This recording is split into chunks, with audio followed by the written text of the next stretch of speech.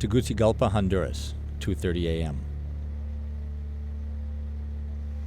A convoy of trucks prepares to take an elite division of the Honduran police, called the Tigres, on a pre-dawn raid. They travel under cover of darkness to Habitat, a poor neighborhood on the outskirts of the capital of Honduras, one of the most violent countries on earth. The team lines up suspects from the 18th Street gang. And, in an apartment a few miles away, American Special Forces soldiers monitor the raid.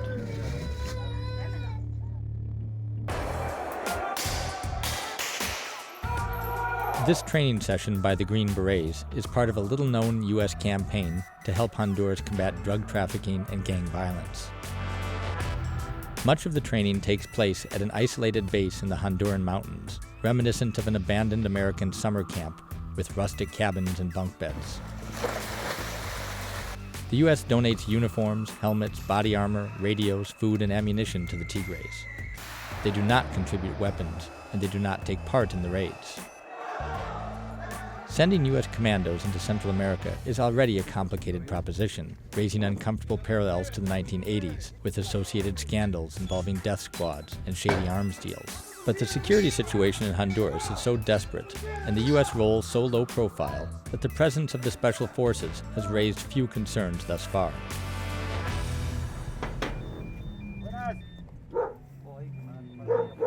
Back in Habitat, dawn has broken, and the Tigres look for suspects and evidence in back alleys.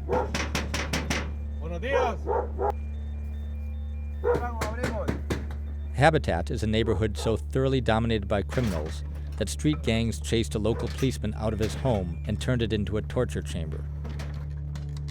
This kind of violence is not unusual. In 2012, the murder rate in Honduras was almost 20 times that of the United States. Underpaid, poorly treated, and overwhelmed, policemen were easy targets for threats and bribes. SWAT commanders now conduct body searches of police officers after raids. Tigres aren't allowed to wear jewelry on operations to avoid the appearance that they might have stolen it. A Tigre is paid 30% more than the average policeman and must have a high school diploma. To protect them from reprisals, they keep their faces hidden behind black balaclavas.